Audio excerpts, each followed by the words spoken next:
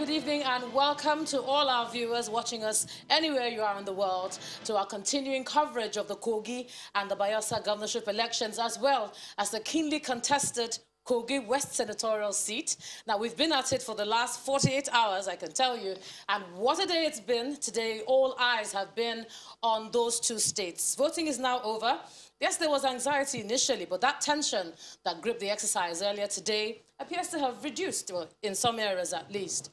And the Independent National Electoral Commission has begun collation of the results as the people of Bayelsa and Kogi wait with keen, bated breath for the outcome. So tonight, we'll bring you our election special program, which is what we are on now, and we'll just assess the entire process. I'm not alone, and Shehu Okimbaloye is here with me. It's a bit difficult to have you on the same set. Yes, absolutely. I mean, what a pleasure to have you on this side. You know, I'm always on that other side. On the other side of the It's a pleasure having you tonight, Ijoma, on a day like this. What a day it is. Indeed. In Nigeria's democracy. We couldn't even keep up with some of the information that was coming in fast and furious. I'm telling you, they are coming as fast as you can have it. Yeah. Welcome everyone to our continuing coverage. I'm Shehu Okimbaloye. Stick around with us for the next couple of hours as we talk about voter turnout, pockets of violence that have occurred, the candidates, the views of civil society organizations, election observers. What do they think about the process? What about security agents and what they have done today? Of course, the conduct of the umpire was at the center of it all. We have lined up for you seasoned panelists and guests who will be joining us later on the show to take a look at how the process has played out in the two states that we're covering for you. Our correspondents are on the ground as we speak, and we will be checking with them to see what is happening for the next couple of hours. So stay with Channels Television, the nation's news leader, for all the angles that you need to know right here on Channels Television. Well, I think let's just set the tone for them and give them an idea of, you know, how it went down today. I think we're starting off with Bayelsa earlier on in the day.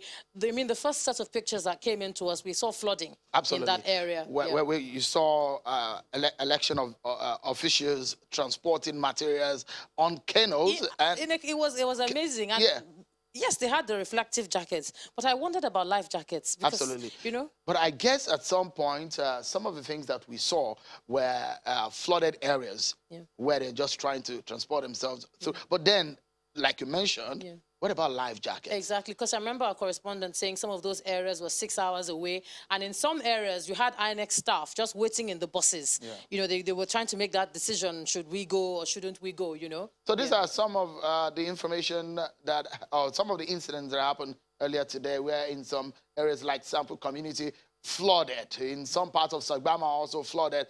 Voting took a while to take, to start. INEC staff, we saw them in the buses waiting and could not really come out of their vehicle. In fact, some of these images you can see there. About 11:27 or something, or absolutely. like that, which is about 3 hours after. After because election was supposed to start at 8 a.m. and end at 2 p.m. A lot of places, they said they could not start the exercise until about 11:30, 12 p.m. of the day. So you can see some election officials trying to help themselves in canoes and across. I mean, well, if you see this kind of scenario playing out, Ijoma, the whole of Bayelsa, just a percentage of it is land. The rest of Bayelsa state is water. And it's perhaps one of the states in the country that has more water than land. It even brings me to the discussion that we were having the other time. They had said, oh, some of these areas, the materials had already gone ahead. You know, INEC was saying that they were ready and they were going to deploy, you know, materials to areas that are difficult, like you can see on the screen, ahead of time. But I don't know what happened, you know, and this is one of the questions we need to ask. When we were talking about Bayelsa and Kogi election, and some of us said, this is one of the most difficult areas to conduct elections. In terms of volatility, that's on one hand. In Bayelsa State is also about the terrain. Is pretty difficult. And you know, Shehu, you have experience in that area. Absolutely. And you had been talking about it all week. And you know, we had the assurance that, don't worry, this time around, I mean, just two states. We have gunboats. Those are some of the assurances that we got. Maybe the awareness of the weather forecast wasn't there. The weatherman hasn't warned that there was going to be rain on the election day, and so we saw this kind of flooding. Yeah, but that should have been It's a sad situation, of course, for some of the residents who Of course, Yeah, you're right, I know. Ijoma. I think we should move on. We've talked about Bayelsa, enough. If we can move on, with our slides and just give viewers a bit of an idea of what happened elsewhere, isn't it, Seun? But largely in Bayelsa State, okay, this is one of the collation center. This is what we're going to be seeing in a couple of hours. The venue that will be front to your eyes, at least, that you will probably see on your screen for some time in a couple of hours. The collation center where you will be seeing the proceedings in the collation of the result. Okay. Well, largely, Ijoma, yeah. we saw some kind of peaceful conduct in some part of Bayelsa. Yeah, largely. Just a few areas where we having skirmishing, a few skirmishes here and there, but by and large it was peaceful. But let's move on now and go now to our correspondent Dobra Timiwood. I gather she's at the INEC headquarters in Yenagoa. Dobra, just tell us where you are now and exactly what stage of the process you are now, Dobra. Okay, hi, Joma. I'm at the INEC headquarters in Yenagoa, and for most of the polling units we visited today, voting has ended, collation has ended.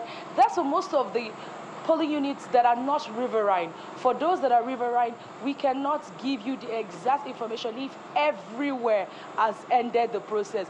But largely, most of the local governments we visited were at Sagbama local government. Now remember, Bayelsa has only 8 local government areas. So we're at Sagbama, we're at Kolokoma, we're in Yenagoa, we're at Ogwe, and most of the polling units we visited, the conduct by Bayelsans was a slight departure from 2015, where they had the last governorship election, because people came up, people were eager to participate. You know, you tell them stay on the queue, they'll stay on the queue. They had their PVCs. There were less grumbling. That is what we noticed at the polling areas we visited. Though it is very pertinent that we point out that we noticed late arrival of materials at most polling units. Now, in the build-up of this election, whenever we have any sort of interaction with INEC, they usually assured us that by 8 a.m. on election morning, that their ad hoc staff and materials will be there. But we didn't really see much of that today. Now, even though they were late, some places they were late by 30 minutes, it varies 1 hour, even up to 2 hours, because there are some polling units that voting actually started by 10 a.m. But we noticed that Bayelsans were committed to the process. They waited for the ad hoc staff to arrive with the materials, ensure that everything is intact, then start the process. We visited Agudama, a PA community earlier on in the day, and we noticed that mothers came with their children. Now we mean their suckling children. You know, they brought them, and that speaks to the level of peace that they experience during the process. Now, if somebody sees that the place is tense, they may not feel very comfortable bringing their young ones along to come vote. So we noticed that. Then something that points out, and I heard you talking about it earlier on at the studio, is the flood. We went to Sampou community and we were welcomed with flood. There was no way to go through it. We all had to go by canoes. And I think it was more of an economic empowerment for the little kids there, because everybody was bringing out their canoes and calling everyone, come patronize me, come patronize me. For a very short distance, for you to get across into the community, you have to pay from 50 naira to 100 naira for you to go in and come out.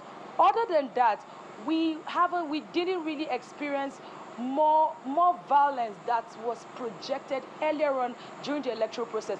But I think it's better you hear from the resident electoral commissioner of Bayelsa State, who has been preparing for this election for some months, and he's here with me to tell me what the process has been like. Welcome to Channels Television. Thank you very much.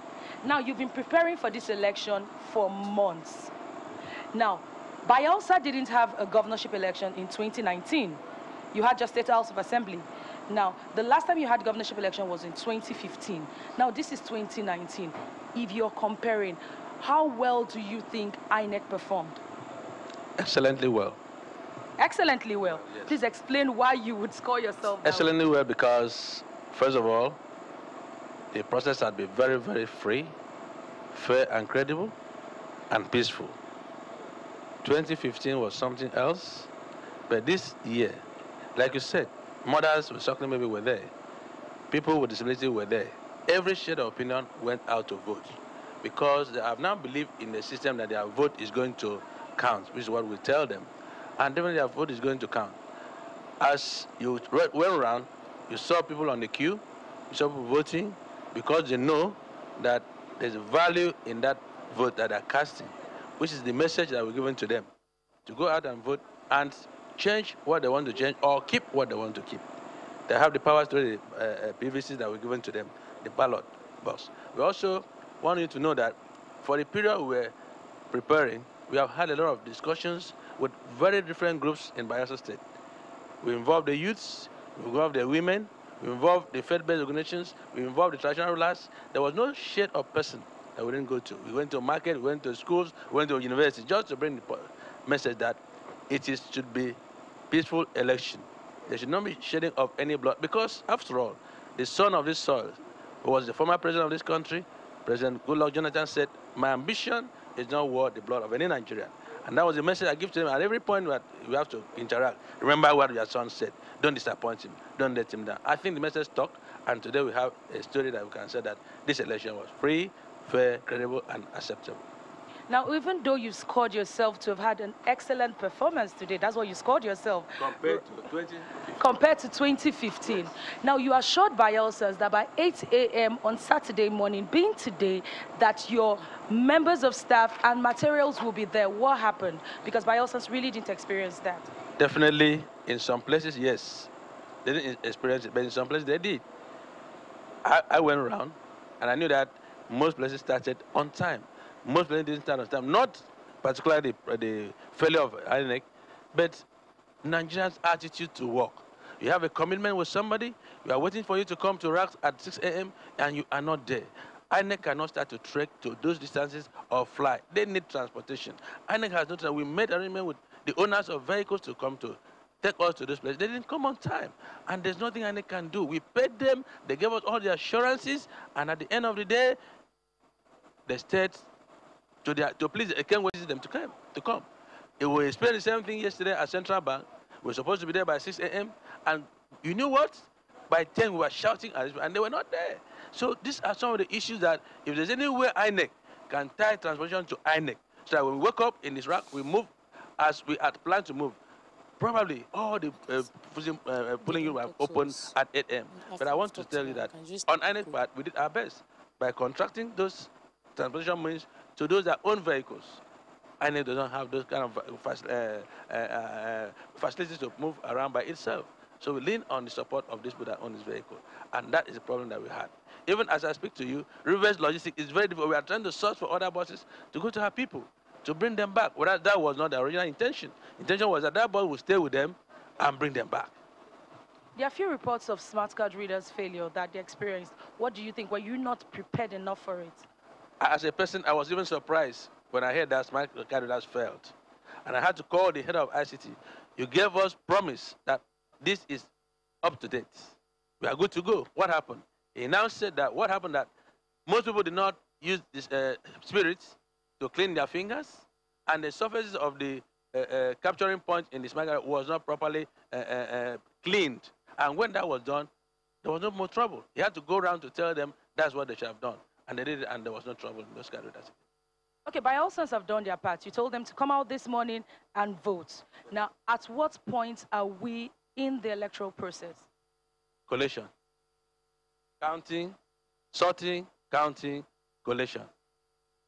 How early do you think Bayelsas will start receiving results? That's why I'm here. I went to him, showered, come back since in the morning when I was here by 6 a.m., just going back to prepare to start having the result. We are going to open the collation by 9 p.m. And we expect that by that time some result will come in and we start to flow. Now we had some stories of violence, though it's not verified. But now you're in a position to tell us the areas where your officers and men, if they did experience violence. Yes, there were violence, and I had reports of violence at the Ogbia local governments. I had violence in Southern Niger. We had violence in Kolokoma local government area. Just few places that it happened, and that is the issue that we are talking about. That if everybody should do what we are expected, civic responsibility. INEC did not declare a war. We declared an election, And someone should just walk in there with his PVC votes. Either he stays to wait for the election or he goes home. But people just choose to do otherwise. That's why we are preaching. The youths who are the leaders of today and tomorrow should be able to conform themselves to the rule of law. You will never see an elder man going to polling unit to blow up a polling unit or burn ballot papers, all that. It's the problem of the youth. And we've been talking to them, and we have to keep talking to them. And I want to say that the foundation of any society is family. The family should take responsibility of making sure that our children go by the law. Our children should not be unruly persons. Because you can't tell me, we have spent so much money to prepare these things, we've spent money to print ballot papers, and someone just put them down and burn them, and he has a conscience? What kind of human being is that? After all the money INEC has spent. And this election is for their good. Thank you. Thank you. Thank you very much. Thank you very much. I've been speaking to Pastor Mondale Tom, that's the Resident Electoral Commission of INEC Bayelsa State. Like he said, we are in the process and this is time for collation. We're here at the INEC headquarters to give you every event updates as they unfold.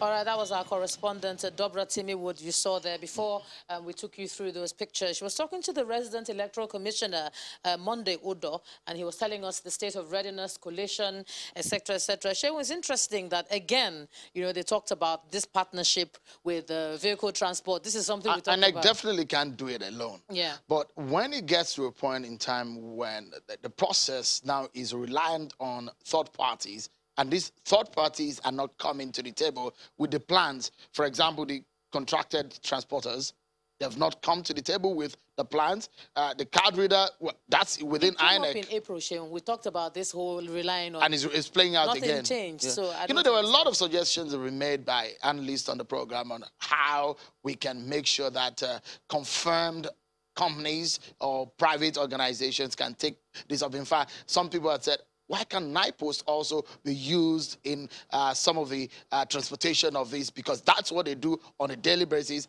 Why can't very confirmed transportation companies be used? And that was the point of all the postmortems after the April elections, all the meetings to see you could see the frustration on the face and in the words of the rec there, Mr. Udo, saying, look, they had an agreement. But these guys just didn't come. They didn't come to play with some of their... it's frustrated. And in fact, for their own staff, the rec was also talking about the card readers and what he told some of his staff. You told me we're good to go. What is happening today? Yes, but it's unfortunate that it's on election day that this plays out. It's unfortunate. I guess that's some of the things we're going to have to look at. Also, Choma, I mean, you remember that he spoke about some of the areas where largely Though my colleague there, Dobra Phillips, was saying many of the local government areas, as though Bayelsa had more than 8 local government areas. Bayelsa has perhaps the smallest local government areas in the country, 8 local government areas. But difficult still. I mean, somebody was saying that it's as though you have 30. Perhaps half of it is just within is riverine. And Ogbia, Southern Niger, Kolokuma, those are some of the areas where the REC said they had some kind of skirmishes and But I think we will still talk about that security issue because, you know, we had the gunboat deployment by the military, by the Navy, by the police. And then you still have issues like that. The 31,000. But let's go to also to Bayelsa to give you a sense of what this process looks like for the players themselves, the candidates, and let's take a look at how they voted and their response or their reactions to the voting process. I can only speak about my ward, my unit, and the reports I've received from my local government. It is going on peacefully. Here, I've just voted orderly, and the voting process orderly, and everything is going on peacefully. However, I have reports of pockets of electoral fraud. The process is peaceful and cordial. The election is going on very, very well. Well, it's interesting to hear that both of the top candidates in the race are saying that it was peaceful. And it's going very well. But you know, Shehu, this is not unusual. Usually you hear that. And then within our electoral process, somehow after results are announced, you then begin to hear, oh, but this or that thing happened. And I don't, you know. So I'm very certain that most of these candidates have not gotten field reports of what happened in the field and how things played out. This is perhaps immediately on-the-spot reaction and assessment of what happened. Because what happened from experience, field experience, is the fact that you might be at the spot and things are happening just a meter or 2 kilometers away, and things really get bad, and you wouldn't know. So from your own assessment on the spot. Just like for the Kogi Western Electoral District, just as a certain candidate was voting, he began to tell, you know, people of reports he's hearing within his ward. He wasn't there, but this is what he heard. And, you know, our correspondents also confirmed that. So it's amazing how you can be in one spot and say everything is fine. Everything is fine. And at the end of the day, and so that's why, in fact, in some of our practice, we've always said that, look, you cannot determine voter turnout by just mere looking at a long queue of voters waiting in the line. At the end of the day, it does turn out that you have 30-something%. In fact, that's what Kayla was even saying when she was talking about the women standing in the queue. And when she got nearer, not everybody there was there to cast their vote. So you can't say the crowd is... The crowd sometimes are not the true reflection of the percentage or the numbers, because numbers in this case is very important. Indeed. So, well, we'll take a short break, isn't it, Shehu? Absolutely. And then when we come back, we'll give you a bit more robust coverage. And we'll probably have to introduce our very distinguished panel of discussions, isn't it? Absolutely. For us to give you a more robust coverage of what happened today. It's still Channels Television, and you're watching us live here. It's the Kogi and Bayelsa election coverage. Just stay with us.